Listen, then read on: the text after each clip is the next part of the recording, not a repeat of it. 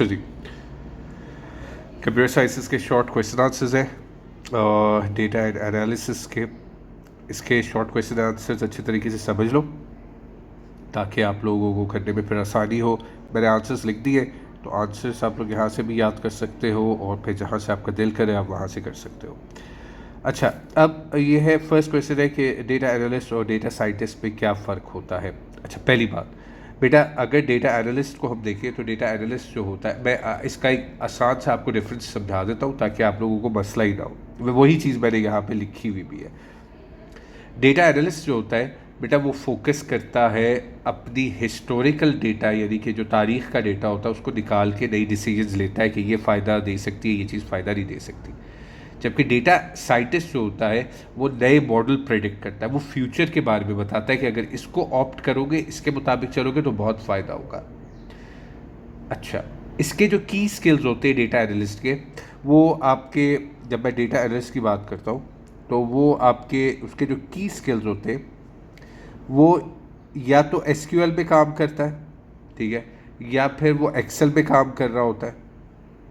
इन चीज़ों पे काम करता है और उससे प्रेडिक्ट करता है क्या करना चाहिए क्या नहीं करना चाहिए। प्रेडिक्शन तो करता ही नहीं, वो तो एनालिस्ट होता है। प्रेडिक्ट करता है डेटा साइंटिस्ट। जबकि डेटा साइंटिस्ट की जब हम बात करते हैं तो उसकी एक एक्सपर्टीज़ होती है ज़्यादा, और वो काम करता है जनाब पाइथन के अंदर, मशीन लैंग्वेज के अंदर, ठीक है, वो इन चीज़ों में काम करता है। ये उसका जो होता है की स्किल्स होते हैं।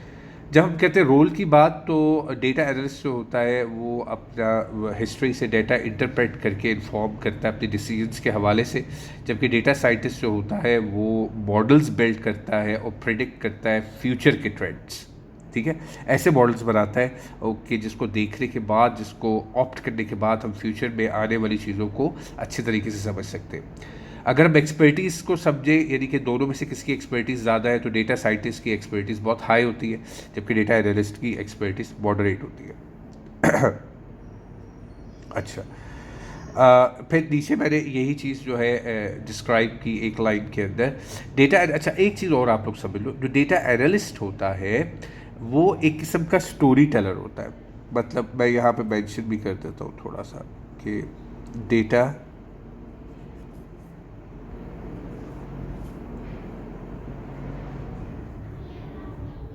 एनालिस्ट जो होता है बेटा, वो स्टोरी टेलर होता है, उस कहानी सुनाने वाला नहीं होता। और वो उसी कहानी सुनाते सुनाते डेटा को ट्रांसफॉर्म कर देता है एक्शनेबल बातों के अंदर। ठीक हो गई बात। जबकि आपका डेटा साइंटिस्ट जो होता है वो विजन रखता है, एडवांस टेक्निक्स के थ्रू जो है, एक पैटर्न के थ्रू फ्यूचर आउटकम्स के बारे में बताता है। ठीक हो गई बात। अब आ जाओ क्वेश्चन नंबर 2 पर। अच्छा, क्वेश्चन नंबर 2 में वो हमें कह रहे हैं कि किस तरीके से डेटा साइंसेस हमारे बिजनेस प्रॉब्लम्स को मदद कर सकता है।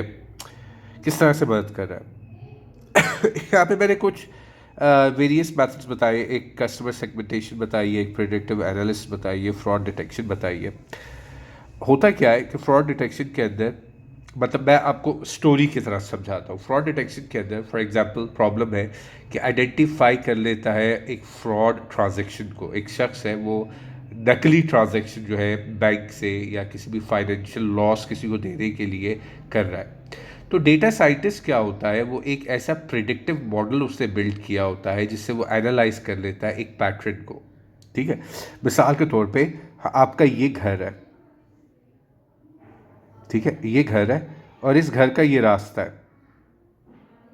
तो आप यहाँ से इस रास्ते से जाओगे ना घर में, ठीक है, तो जो फ्रॉड करने वाला शख्स होता है, जिस तरह ये शख्स जो है ना, ये वाला शख्स, बेटा ये इसने रास्ते से नहीं जाना, इसने या तो छत के ऊपर से जाना है या फिर इसने इधर से जाना है खिड़की से। तो जो डेटा साइंटिस्ट होता है वो रियलाइज कर लेता है उसकी एनामलीज का मीनिंग यहाँ पे मैंने जो है मेंशन कर दिया था, और ताकि आपको आसानी हो, यानी कि उसकी ऑड मेथड ऑफ कमिंग, कि वो इरेगुलरिटी से जो आ रहा होता है ना, वो पता चल जाता है। अच्छा, यहाँ पे मैंने ऊपर अगर आप देख सको तो यहाँ पे मैंने एनामलीज को इरेगुलरिटीज़ में ही लिख दिया था ताकि आप लोगों को मुश्किल ना हो समझने में। इस तरह से क्योंकि वो मशीन लर्निंग एल्गोरिदम को जानता है डेटा साइंटिस्ट, और वो फौरी तौर पर पकड़ लेता है। सही हो गई बात। दूसरा, ऊपर मैंने प्रिडिक्टिव एनालिस्ट बताया हुआ है, यानी कि वो फ्यूचर को फोरकास्ट कर देता है और डिसीजंस पहले से इन्फॉर्म कर देता है कि ऐसा हो जाएगा, ऐसा नहीं होगा। दूसरा, मैंने कस्टमर सेगमेंटेशन, यानी कि डिस्टिंक्ट कस्टमर ग्रुप्स को वो एक स्ट्रैटेजी के थ्रू ग्रुप्स के अंदर कर देता है, जिससे उसकी टेलर मार्केटिंग स्ट्रेटजीज जो है वो समझ आ जाए। इसका जो मतलब है वो क्या है, टेलर मार्केटिंग स्ट्रेटजीज का, कि हमें पता चल जाता है कि हमारा राइट कस्टमर कौन है, हमें कौन फ़ायदा दे सकता है। ठीक है, हमारी मार्केटिंग कैंपेन अगर हम करते हैं तो वो कहाँ पे हमें फ़ायदा देगी, कहाँ पे नहीं फ़ायदा देगी। ठीक है, सो ये भी हमें इसके थ्रू अंदाज़ा हो जाता है। Next question is, database is useful in field of data science, defend this statement. कि डेटाबेस जो है वो डेटा साइंस में भी फ़ायदा हासिल कराती है, इस अपनी स्टेटमेंट को डिफेंड करें, यानी कि अपनी स्टेटमेंट को जो है आर्ग्यू करें इसके मुताबिक, हाँ भाई देती है हर सूरत में। अगला क्वेश्चन था कि उसके लिए एक बात तो याद रखो कि डेटा साइंस जो है वो हमारी एक्चुअली बेस है। डेटा डेटा एनालिस्ट जो है, अगर हम क्या बात, डेटा बेस जो है वो डेटा साइंसिस के लिए क्या है, बेस फंडामेंटल का काम करती है, यानी कि बेस का काम करती है, और एक फाउंडेशन देती है, एक स्ट्रक्चर देती है डेटा साइंस को, कि वो अपने काम, अपने मॉडल्स को बेहतर तरीके से बना सके। और उसके लिए मैंने चंद चीज़ें डिफाइन कर दी कि वो क्या फाउंडेशन देती है। एक डेटा स्टोरेज की फाउंडेशन देती है, एक डेटा रिट्रीवल, अगर आप चाहते हो अपना डेटा निकालना तो उसकी फाउंडेशन देती है, और सबसे इम्पॉर्टेंटली डेटा सिक्योरिटी की फाउंडेशन देती है। सो ये 3 पॉइंट्स इनफ है आपके आंसर करने के लिए, क्योंकि इसके बाद जो है और पॉइंट्स और भी हो सकते हैं। डेटा क्लीनिंग की भी हम दे सकते हैं, डेटा क्वालिटी की भी दे सकते हैं, डेटा ट्रांसफॉर्मेशन की भी दे सकते हैं, बट क्योंकि आपका 2 मार्क्स का क्वेश्चन होता है, सो 3 पॉइंट्स आर इनफ।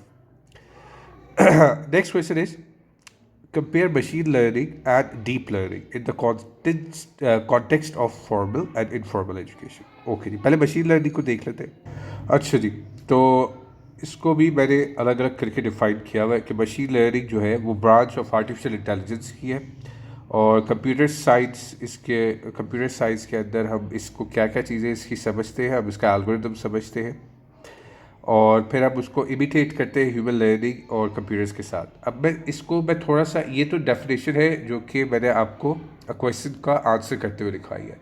अगर मैं कहूँ कि फॉर्मल एजुकेशन और इनफॉर्मल एजुकेशन की जो उसने बात की है, कि एक तो फॉर्मल एजुकेशन के अंदर ये आपको कंप्यूटर साइंस का ग्रेजुएट बनाती है। ठीक है, अगर मैं कहूँ कि फॉर्मल एजुकेशन में ना, वेट, फॉर्मल एजुकेशन के अंदर ये आपको ग्रेजुएशन की डिग्री दे देती है, एक चीज़ हो गई। और जब मैं इनफॉर्मल एजुकेशन की बात करता हूँ, क्योंकि उसने कहा है कि उस कॉन्टेक्स्ट में भी इसको बताओ।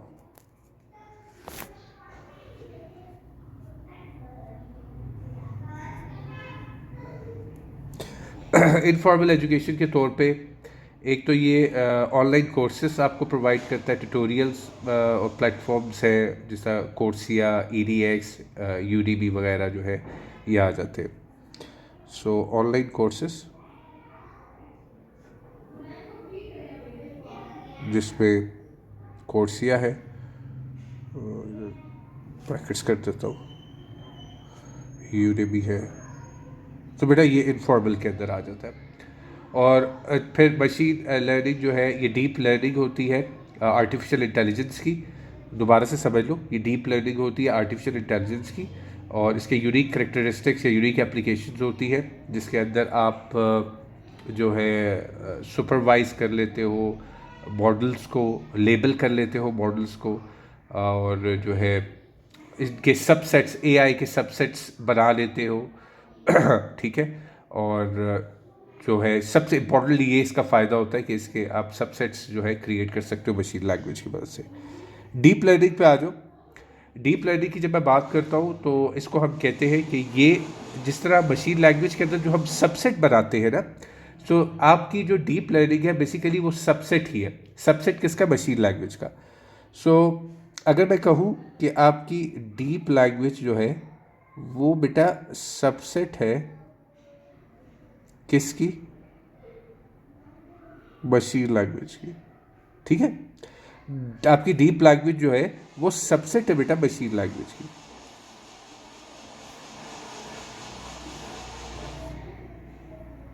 सही हो गई बात। तो ये तो इसकी डेफिनेशन हो गई ना।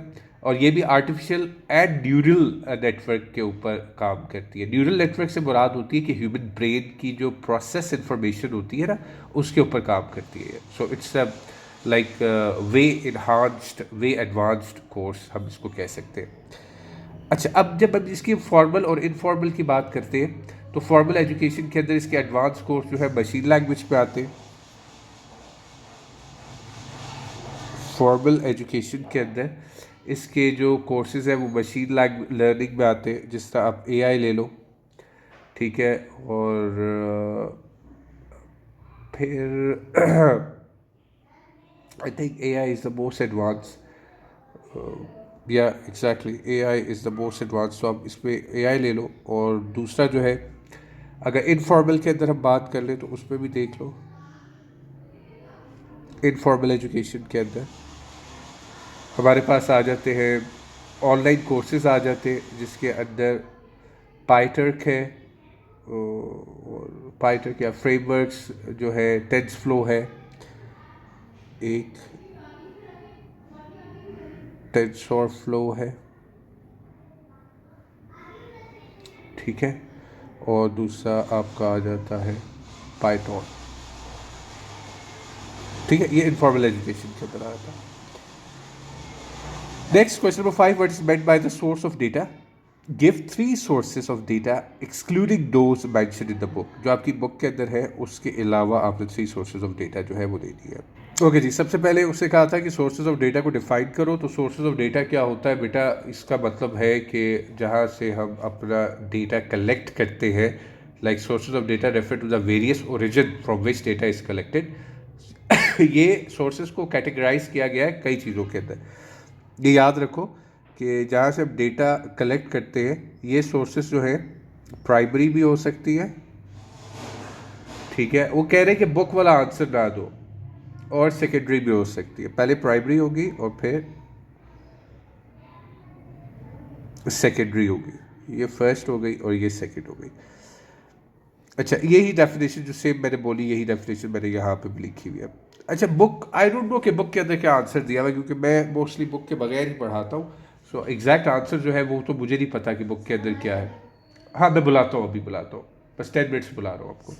सो सोशल मीडिया एक जो है, मैंने कहा कि सोशल मीडिया प्लेटफॉर्म है जहाँ से हम इकट्ठा कर सकते हैं, डेटा कलेक्ट कर सकते हैं, जिसमें फेसबुक है, आपका ट्विटर है, इंस्टाग्राम है। सेंसर डेटा है। यहाँ सेंसर डेटा से मुराद है कि डेटा ऑन इंटरनेट, आईओटी जिसे हम कहते हैं, वहाँ से हम डेटा जो है वो कलेक्ट कर सकते हैं। और फिर गवर्नमेंट ओपन डेटा होता है। डेटा पब्लिश इसलिए किया जाता है ताकि सेंसस वगैरह की शक्ल में, वेदर डेटा की शक्ल में, ताकि लोग उससे फ़ायदा उठा सकें। तो दीज आर द 3 सोर्सेज जो मैंने यहाँ पे मेंशन किया है। और भी कर सकते हैं, बहुत है। सर्वेज है, आप वो दे सकते हो, आप लोग पब्लिश सोर्सेज दे सकते हो, आप ऑनलाइन डेटाबेस दे सकते हो, आप इंटरनेट रैकेट्स दे सकते हो, आप सोशल मीडिया दे सकते हो। मतलब ये भी मैं बता रहा हूँ आप लोगों को, difference between database and data set. Okay जी, अच्छे तरीके से समझ लो डेटाबेस क्या होता है और डेटा सेट क्या होता है। मेरा डेटाबेस जो होता है, अगर हम इसकी डेफिनेशन, सबसे पहले तो एक बात याद रखो कि दोनों की दोनों टर्म्स जो है आर रिलेटेड टू डेटा, ठीक है। अगर हम कहते हैं कि डेटाबेस, तो उसकी डेफिनेशन हम कहते हैं ऐसा structured collection of data for efficient storage, जिसको हम रिट्रीव कर सके। ऐसी स्टोरेज जिसको हम रिट्रीव कर सके मैनेजमेंट के लिए, उसको हम कहते हैं डेटाबेस। इसका पर्पस क्या होता है? To manage large amount of data. और इसके अंदर जो है हम टेबल्स बनाते हैं, रोज़ बनाते हैं, कॉलम्स बनाते हैं। कॉम्प्लेक्सिटी इसकी कोई इतनी ज़्यादा नहीं होती, सिक्योरिटी इंपॉर्टेंट होती है। और एग्जांपल हम ये ले लेते हैं, कंपनी कस्टमर रिलेशन मैनेजमेंट जिसको कहते हैं CRM, ठीक है। उसको हम कह सकते हैं कंपनी की जो कस्टमर रिलेशन मैनेजमेंट होती है, जिसमें सारी इन्फॉर्मेशन कस्टमर्स की, ऑर्डर्स की और सेल्स की लिखी होती है। जिस तरह आपका दराज है, उस पर सारी उन्होंने मेंशन की होती है। डेटा सेट जो है, इसको कलेक्शन ऑफ रिलेटेड डेटा कहते हैं, but offer in tabular format. इसको हम एनालाइज करते हैं मशीन लैंग्वेज के अंदर और रिसर्च प्रोजेक्ट्स के अंदर हम इसको यूज़ करते हैं। इसके अलावा हम जो है इसका स्ट्रक्चर जो होता है वो मतलब सेमी स्ट्रक्चर्ड होता है, जिसको हम अनस्ट्रक्चर्ड कहते हैं, क्योंकि कॉम्प्लेक्स होता है इस वजह से, और काफ़ी कॉम्प्लेक्स होता है ये डेटा, लाइक डेटा बेस से। और इसकी एग्जांपल आप ये समझ लो कि जो SCV फाइल्स होती है, हाउस प्राइजेस की, हाउस फीचर्स की, स्क्वायर फुटेज की, नंबर ऑफ बेडरूम्स हो गए, आपकी लोकेशन हो गई, तो ये सारी की सारी आपकी डेटा सेट कहलाती है। डेटा सेट जो होता है वो आपका एनालिसिस और रिसर्च होता है, ये स्ट्रक्चर्ड होता है, ठीक है। और अच्छा, डेटा सेट आपका काफ़ी सिंपल होता है और पर्टिकुलर एनालिसिस प्रोजेक्ट के ऊपर होता है, यानी कि स्पेसिफिक या फिर पर्टिकुलर होता है किसी प्रोजेक्ट के ऊपर। सो मैंने आपको कहा कि आपका डेटा सेट जो होता है, डेटा सेट की मैं बात करूँ, मैं यहाँ पे थोड़ा सा मेंशन इसलिए कर देता हूँ ताकि आपके लिए आसान रहे याद करने में। सो डेटा सेट जो होता है वो एनालिसिस और रिसर्च के लिए होता है, पर्पज़ इसका एनालिसिस होता है, ये इसका क्या है, ये बेटा इसका पर्पज़ है। इसका स्ट्रक्चर कैसा होता है, डेटा सेट का स्ट्रक्चर बता रहा हूँ। अच्छा, ये स्ट्रक्चर्ड होता भी है और नहीं भी होता, ठीक है। ये बच्चों स्ट्रक्चर्ड होता भी है और अनस्ट्रक्चर्ड भी होता है।